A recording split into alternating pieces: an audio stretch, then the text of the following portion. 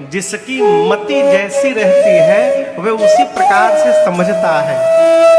जिसका बर्तन जितना बड़ा होता है उसके पास उतना ही सामान आता है। एक प्रसंग सुनाऊं। एक भगवान के भगत हुए पूज्य श्री एकनाथ जी महाराज। आपको पता है अभी हम लोग कथा प्रारंभ किए तो श्री हनुमान जी महाराज का और भगवान शंकर का आवाहन किए, क्योंकि कथा के दो प्रधान श्रोता हैं। अब यहां दर्शन करिए व्यासपीठ पर, मैं तो सुना रहा हूं, सामने मेरे राघव सरकार बैठे हैं, ये सामने बीच में है। मैं पिछले 15 वर्षों से इनको राम कथा सुना रहा हूं। इधर दाहिने हाथ में भगवान शंकर, मां भवानी, गणपति भगवान और कार्तिकेय जी बैठे हैं, बाबा का पूरा परिवार। और इधर बाईं ओर श्री हनुमान जी महाराज बैठे हैं। ये दिल्ली के कनाड पैलेस के हनुमान जी महाराज हैं। इनके पहले दूसरे हनुमान जी कथा सुनते थे, वो अभी निवास पर है दरबार में। ये आ गए अपने आप कथा सुनने के लिए, तो 2017 से ये सुन रहे हैं। और मैं आपसे निवेदन करूं, आप सुनिए चाहे न सुनिए, ये तीनों लोग बड़े ध्यान से कथा सुनते हैं, इसलिए हम इनको सुनाकर सौभाग्यवर्धन करते हैं अपना है? कहीं भी कथा हो, इस बात को याद रखिएगा, हनुमान जी महाराज वहां अवश्य रहते हैं, किसी न किसी रूप में रहते हैं। किसी भी रूप में, जीव जंतु मनुष्य किसी रूप में पहुंच जाएंगे। इसी सिद्धांत से गोस्वामी तुलसीदास जी को श्री हनुमान जी से भेंट हो गई। गोस्वामी जी काशी जी में रहते थे, अजित बाबू, और शौच होने के लिए गोस्वामी जी काशी की भूमि पर शौच नहीं करते थे। गंगा जी को नित्य पार करके, जिधर मुगल सराय है, गंगा पार करके रेता में उधर जाया करते थे रामनगर की तरफ। और लौटते समय जो लोटा में जल बचता था, वहां एक पेड़ था जामुन का रास्ते में, उसके जड़ में डाल दिया करते थे। नित्य का नियम था, लौटते समय जो जल बचे उस वृक्ष के जड़ में डाल देते थे। उस वृक्ष में एक ब्रह्म राक्षस रहता था, और गोस्वामी जी के जल देते देते रहने से उसकी प्यास तृप्त हुई, और एक दिन उसने दर्शन दे दिया। कहा, आपने मुझे तृप्त किया है, कहिए क्या चाहिए आपको? गोस्वामी तुलसीदास जी बोले, मुझे भगवान का दर्शन करना है। उस ब्रह्म राक्षस ने कहा, मेरा सामर्थ्य तो नहीं है कि मैं आपको भगवान का दर्शन करा दूं, लेकिन जिनके कारण भगवत दर्शन हो सकता है उनका पता मैं आपको बता सकता हूं। तो किनके कारण भगवान मिलेंगे? राम दुआरे तुम रखवारे, अहो तन बिनु पैसा। भगवान के द्वार पर श्री हनुमान जी महाराज बैठे हैं। बिना हनुमान जी की कृपा मिले राम जी का दर्शन मिलने वाला नहीं है। तो उस ब्रह्म राक्षस ने कहा गोस्वामी जी से, मैं ये बता सकता हूं कि श्री हनुमान जी कैसे मिलेंगे आपको। गोस्वामी जी बोले, बताइए। बोले, किसी भी कथा में चले जाइएगा, कथा पंडाल में जो सबसे पहले आए और सबसे अंत में जाए, वो हनुमान जी महाराज हैं, दूसरा कोई नहीं है। गोस्वामी जी काशी में आए, एक जगह कथा चल रही थी। अब सोचे, ये कैसे पता चलेगा कि पहले कौन आया है? बोले, चल के बैठ जाता हूं। पहले कौन आया है ये तो नहीं चलेगा, लेकिन अंत में कौन जा रहा है ये तो पता चल ही जाएगा। जाकर के बैठ गए। कथा पूरी भई। कथा के बाद महाराज भी चले गए, आयोजक भी चले गए, एक एक करके श्रोता भी चले गए। एक फटा पुराना वस्त्र ओढ़ करके दीनहीन भाव में वेश बदलकर श्री हनुमान जी महाराज बैठे थे पंडाल में। अब हनुमान जी का नियम कि सबसे अंत में जाते हैं, गोस्वामी जी जा ही नहीं रहे। हनुमान जी बोले, बाबा आप जाइए, गोस्वामी जी बोले आप जाइए। हनुमान जी बोले हम थोड़ी देर बाद जाएंगे, आप जाइए। गोस्वामी जी बोले हम पूरी रात यहीं सोएंगे। जब बहुत देर तक आप जाइए होता रहा, तब श्री हनुमान जी महाराज ने पहली बार गोस्वामी तुलसीदास जी को प्रकट होकर साक्षात दर्शन दिया वहीं पर, और फिर कहा आप धाम जाइए, रघुनाथ जी का दर्शन मिलेगा। गोस्वामी जी को दर्शन प्राप्त हुआ। कहने का अर्थ, प्रत्येक कथा में श्री हनुमान जी महाराज विराजमान रहते हैं। तो पूज्य श्री एकनाथ जी महाराज कथा गा रहे थे। बाबू, पुष्प वाटिका, अशोक वाटिका का वर्णन आया और कथावाचक पूज्य एकनाथ जी बोली, अशोक वाटिका में सीता मैया जहां बैठी थी वहां श्वेत रंग के पुष्प लगे हुए थे। किस रंग के? श्वेत, सफेद रंग के पुष्प खिले हुए थे। हनुमान जी महाराज आकर बोले वक्ता से, कथावाचक से, महाराज क्या बोल रहे हैं? मैं वहीं था, लाल रंग के फूल खिले हुए थे। अब कथावाचक महाराज बोले सफेद रंग के फूल थे। हनुमान जी बोले लाल रंग के फूल थे। कथावाचक बोले नहीं नहीं, मैं देख रहा हूं सफेद रंग के फूल थे। हनुमान जी बोले किशोरी जी से पूछा जाए। तो सीता मैया से पूछा गया। सीता मैया बोली न सफेद रंग के फूल थे न लाल रंग के फूल थे, सब नीले रंग के फूल थे वहां पर, है? नील वर्ण के फूल थे। अब तो समस्या और बढ़ गई हो। समस्या पहुंची राम जी के पास। वक्ता ने कहा सरकार हम सत्य कह रहे हैं, हमने देखा है भाव में प्रवेश करके वहां सफेद रंग के फूल थे। हनुमान जी बोले आप भाव रूप से प्रवेश करके बोले, मैं वहां गया, जाकर देखा था, लाल रंग के फूल थे। सीता मैया बोली आप तो आकर देखे थे, मैं कई दिनों तक वहीं रही थी, वहां सारे नीले रंग के फूल थे। अब सत्य सब कहने को तैयार है कि हम सत्य बोल रहे हैं।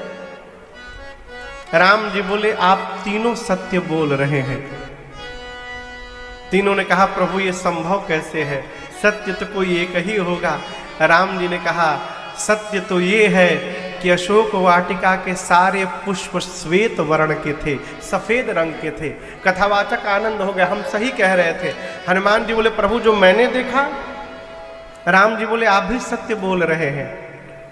पुष्प तो हनुमान श्वेत वर्ण के ही थे, लेकिन जब रावण के सिपाही सीता जी को त्रास देने लगे तो आपको इतना क्रोध आ गया था उस समय कि आपके आंख में रक्त निकल गया था। क्रोध के कारण आंखें लाल हो गईं और उस आंख लाल होने के कारण आपको सारे सफेद पुष्प लाल लाल दिखाई देने लगे थे, इसलिए आप भी सत्य बोल रहे हैं।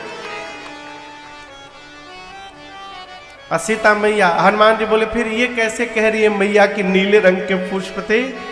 राम जी बोले ये जितने दिन थी ये सब जगह मुझे ही देखती रहती थी, मेरा रंग नीला रंग का है, इनके को सारे पुष्प नीले दिखाई दे रहे थे। है? कहने का अर्थ है माई बाप, कथा एक ही होती है परंतु सुनने वाले श्रोता के विचार अलग होते हैं, उनके भाव अलग होते हैं, उनकी बुद्धि अलग होती है, इसलिए सब अलग अलग समझते हैं। उसी प्रकार राम जी की लीला में जितने लोग सहयोग करने आए, सबने अपने अपने बुद्धि से एक एक रामायण की रचना की थी, इसलिए रामायण की संख्या 1 करोड़ से ऊपर हो गई। अब आप जितने रामायण हैं उनका नाम पढ़िएगा तो प्रायः सबका नाम रामायण ही लिखा गया। श्रीमद् वाल्मीकि रामायण, अध्यात्म रामायण, आनंद रामायण, कंब रामायण, सबके नाम के आगे क्या है? रामायण। लेकिन गोस्वामी जी ने इनका नाम रामायण नहीं रखा, क्या रखा? रामचरित मानस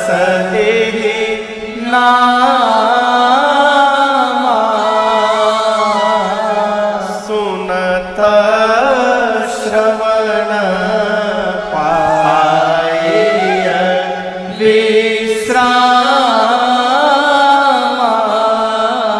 गोस्वामी जी कहते हैं नाम है रामचरितमानस। अब ये रामचरितमानस क्यों नाम पड़ा, इसके पीछे समझिए। बाबा कहते हैं भगवान शंकर ने इस चरित्र को रखकर कहाँ रखा, मानस में। गोस्वामी तुलसीदास जी कहते हैं मैं वो चरित्र लिखने जा रहा हूं राम जी का जो भगवान शंकर के मानस से प्रकट हुआ है। जो रामचरित्र शिव मानस से प्रवाहित हुआ है उसको मैं लिखने जा रहा हूं, इसलिए इस ग्रंथ का नाम हुआ रामचरितमानस। क्या नाम हुआ? और सुनने से क्या होगा, बाबा कहते हैं रामचरित मानस ये नाम सुनत श्रवण पाइय विश्रामा।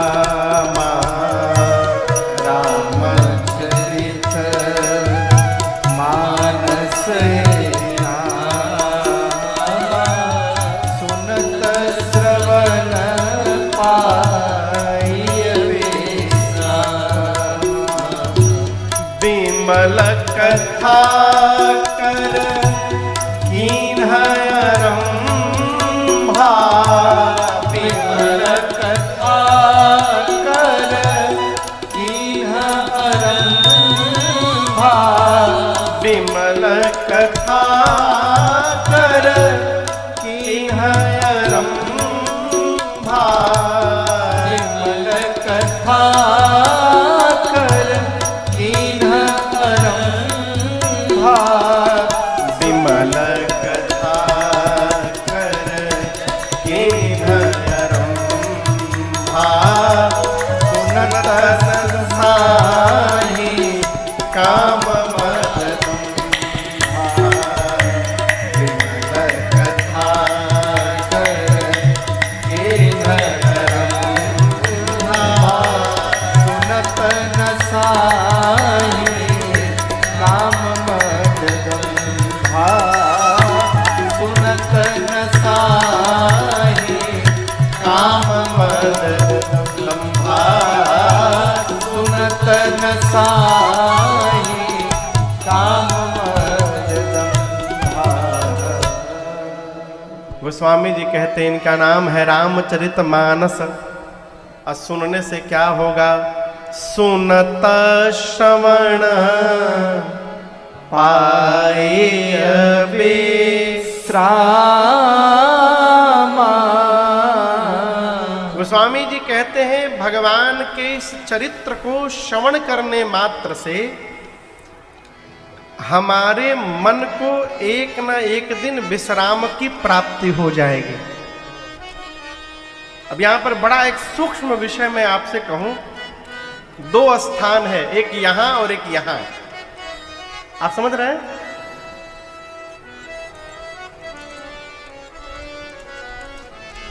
इंद्रियां कितनी है अजीत जी, पता है आपको? हाँ, आप में से किसी को पता है इंद्रियां कितनी है? कितनी है? 10। कितनी है? 5 ज्ञान इंद्रियां हैं और 5 कर्म इंद्रियां हैं। इन 10 इंद्रियों के बाद 4 विशेष इंद्रियां कही गई हैं। कितनी? 4। ये क्या है? मन, बुद्धि, चित्त और अहंकार। मन, बुद्धि, चित्त और अहंकार। अब यहां दर्शन करिए, यहां बुद्धि है और मन है, यहां पर चित्त है, चित्त यानी हृदय। ठीक, अहंकार को किनारे रखिए, मन, बुद्धि और चित्त। मन यहां पर है, यहां ज्ञान रहता है और ज्ञान का संबंध बुद्धि से है। यहां चित्त रहता है, चित्त का संबंध विश्वास से है। यहां बुद्धि में ज्ञान रहता है, यहां पर विश्वास हो गया तो भक्ति आकर हृदय में विराजित हो जाएगी। भक्ति का संबंध बुद्धि से नहीं है, भक्ति का संबंध हृदय से है। और जब कभी यहां और यहां में द्वंद्व होने लगे ना, बुद्धि का माने कि हृदय का माने, तो वहां बुद्धि को किनारे करके और हृदय का आसरा करना चाहिए। क्यों? बुद्धि तर्क में प्रवेश कर जाती है और हृदय विश्वास में प्रवेश कर जाता है। अब बिना विश्वास किए भगवान प्राप्त होने वाले नहीं है। हृदय, भगवान हृदय से प्राप्त होते हैं, भगवान विश्वास से प्राप्त होते हैं, है?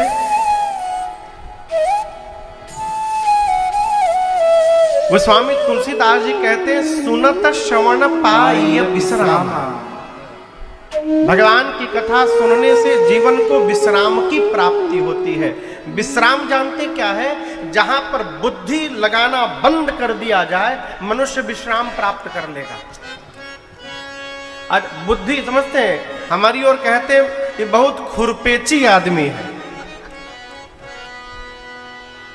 यहां भी कहते हैं खुरपेची मतलब समझते हैं, हर विषय में अपन बुद्धि लगा देना। खुरपेची आदमी यदि कथा में आ जाएगा तो कथा नहीं सुनेगा, वो 3 घंटा देखेगा। इतना बड़ा पंडाल कहां से आया होगा हो? बहुत रुपया खर्च किए होंगे अजीत जी। ये लोग कहां से आएंगे? पूरी 3 घंटा इसी में परेशान रहेगा कि कहां से आया होगा, कितना पैसा लगा होगा, है? ये क्या है? बुद्धि विकृत होना है। भगवान बुद्धि के विषय नहीं है, भगवान हृदय के विषय है, भगवान तर्क के विषय नहीं है, भगवान विश्वास के विषय है। विश्वास होगा तो भक्ति जन्म ले लेगी। विश्राम क्या है? जहां पर बुद्धि काम करना बंद कर दे और हृदय विश्वास से परिपूर्ण हो जाए, ये जीवन का विश्राम है? विश्राम होने के बाद पहला लक्षण जानते हैं क्या है संत जी? विश्राम प्राप्त होने के बाद क्या होगा जीवन में? जीव हमेशा यही कहेगा, अरे सारे जहां के मालिक, अब तेरा ही आसरा है, सारे जहां के मालिक। ये विश्राम का लक्षण है। तेरा ही आसरा है, सारे जहां के मालिक, सारे जहां के मालिक, तेरा ही आसरा है, सारे जहां के मालिक, तेरा ही आसरा है। प्रभु राजी है हम उसी में, राजी है हम उसे, किसमें? जिसमें तेरी रजा है, राजी है हम। बुद्धि लगाना बंद कर दिया, अब जिसमें तेरी रजा है, सारे जहां के मालिक।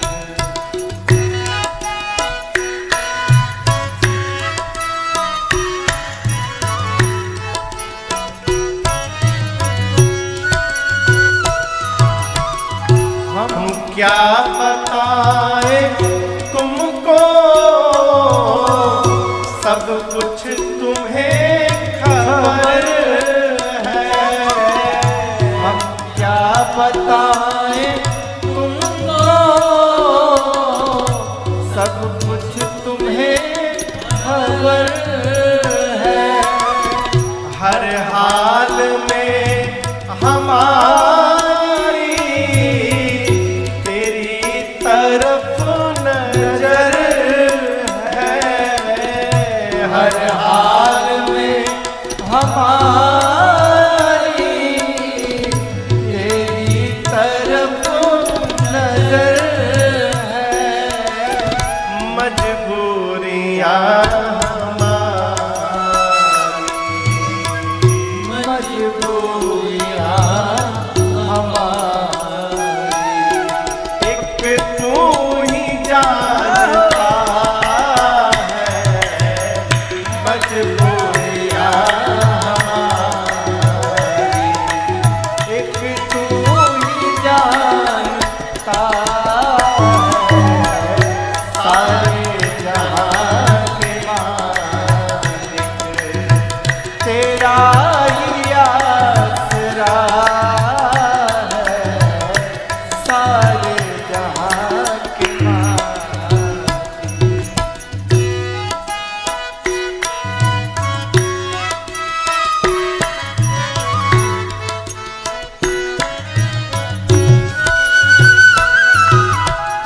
हाथों को हम दुआ की खातिर मिलाए कैसे, हाथों को हम दुआ की खातिर मिलाए कैसे, द्वारे तुम्हारे आकर सर को झुकाए कैसे, द्वारे तुम्हारे आकर सर को झुकाए कैसे, किस्मत है ये हमारी,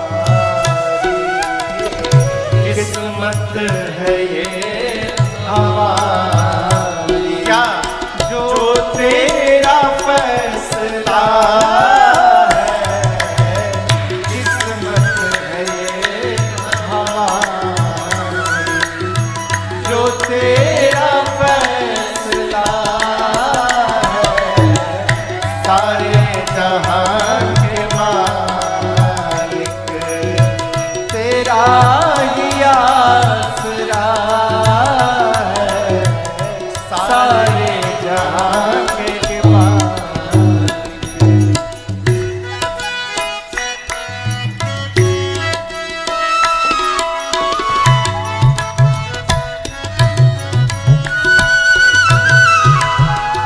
दुनिया बना के मालिक जाने कहाँ छिपा है, दुनिया बना के मालिक जाने कहाँ छिपा है, आता नहीं नजर तो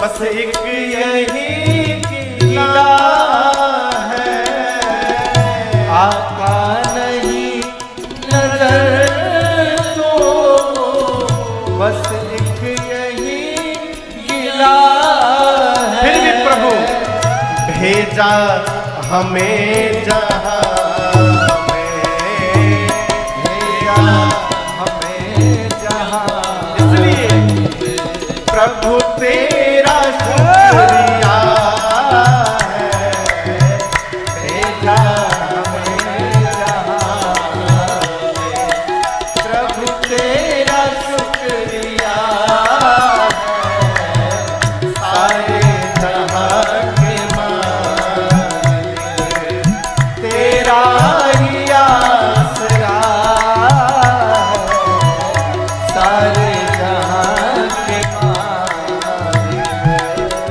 सारे जहां के मालिक, सारे जहां के मालिक।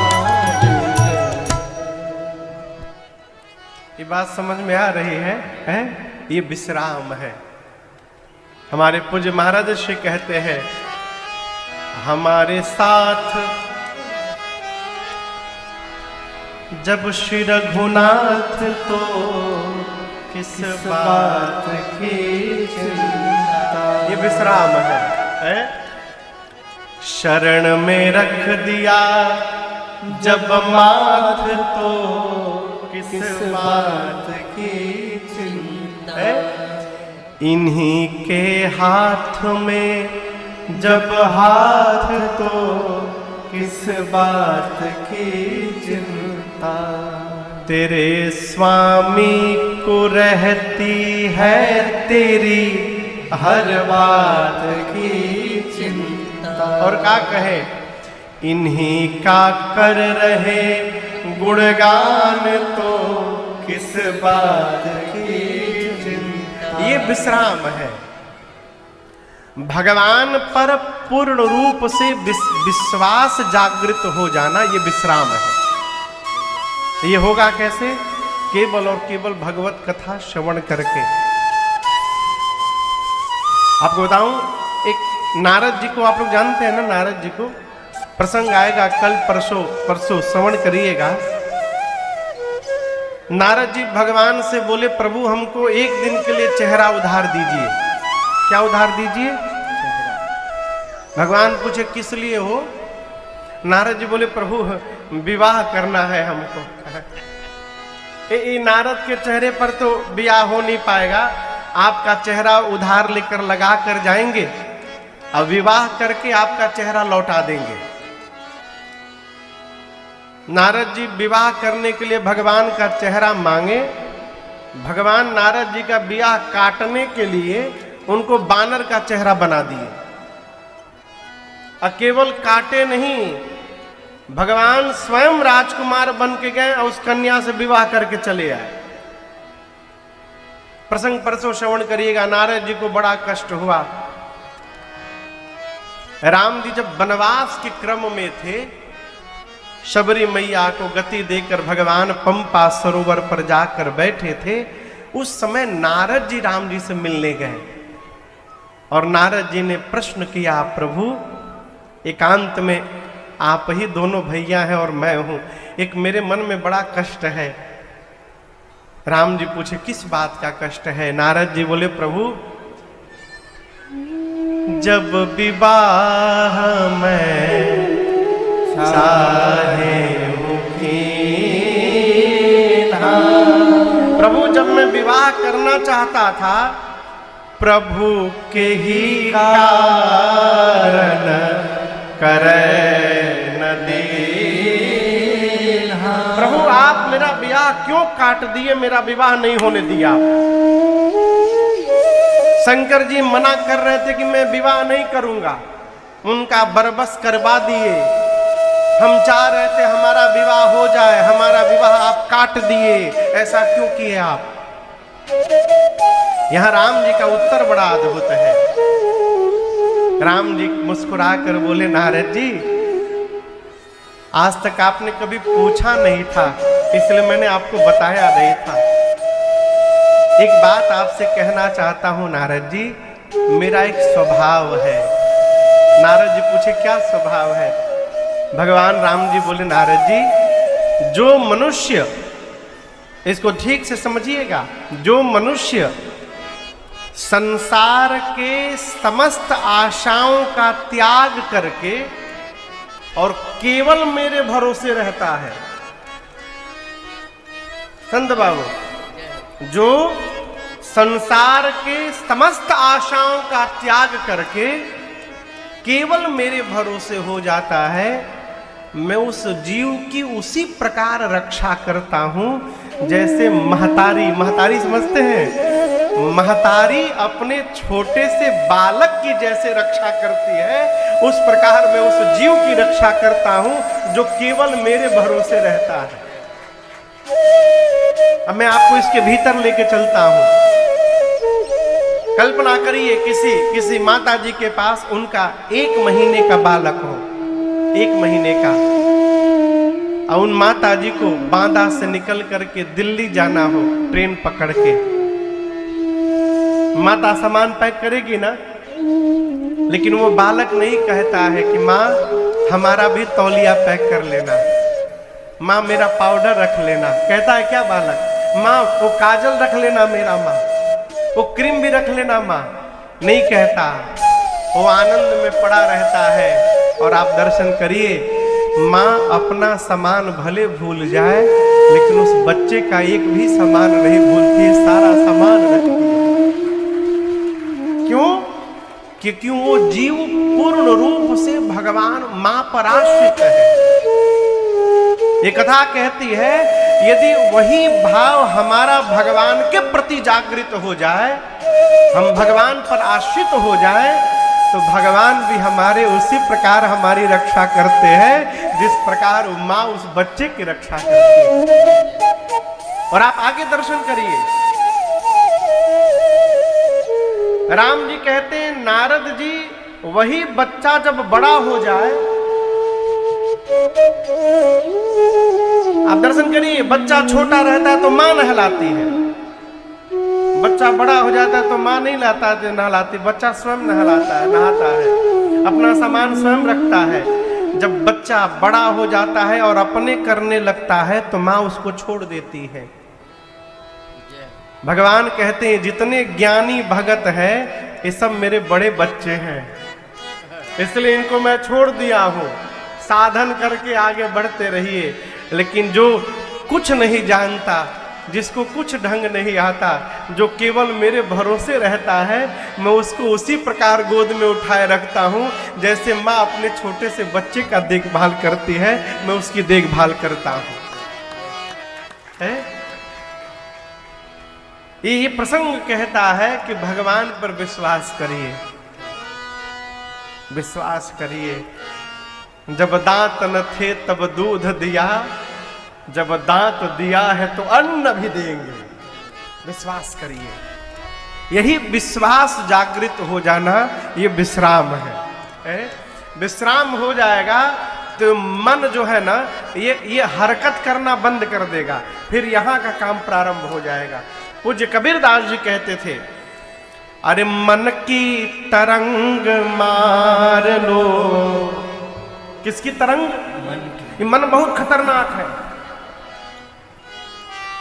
कथा में पंडाल में कथा सुन रहा है, कथा सुनते सुनते मन बेचैन हो जाएगा, रात को डिनर में क्या मिलेगा आज पराठा मिल जाए तो आनंद हो जाए। अरे बैठा है अमृत पीने, अमृत छोड़ के मन पराठा में पत चला गया। कबीरदास जी कहते हैं माला बाद में जपना। ये जो मन इधर उधर भाग रहा है, अरे मन की तरंग मार लो, यही हो गया भजन।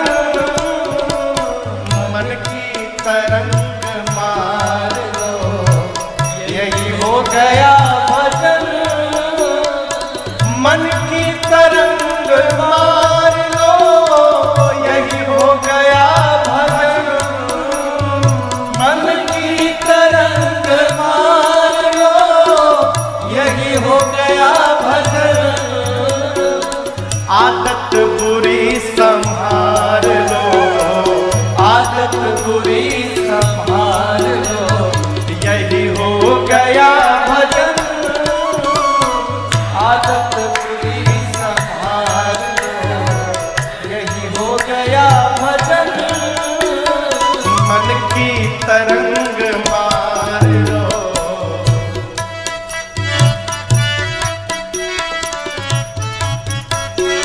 कभी सोचिएगा, आए हो तुम कहां से, जाओगे तुम कहां।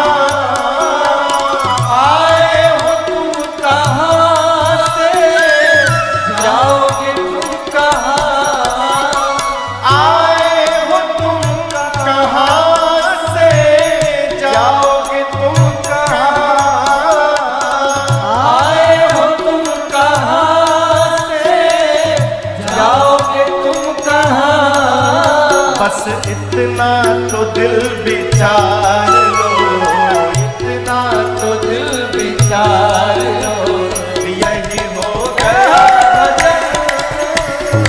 इतना तो दिल विचार लो, यही हो गया भजन।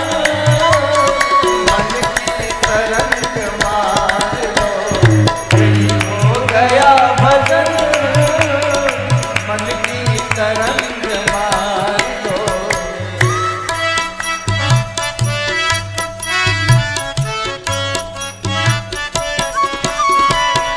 कोई तुम्हें बुरा कहे, तुम सुन करो क्षमा। कोई तुम्हें बुरा कहे, तुम सुन करो क्षमा।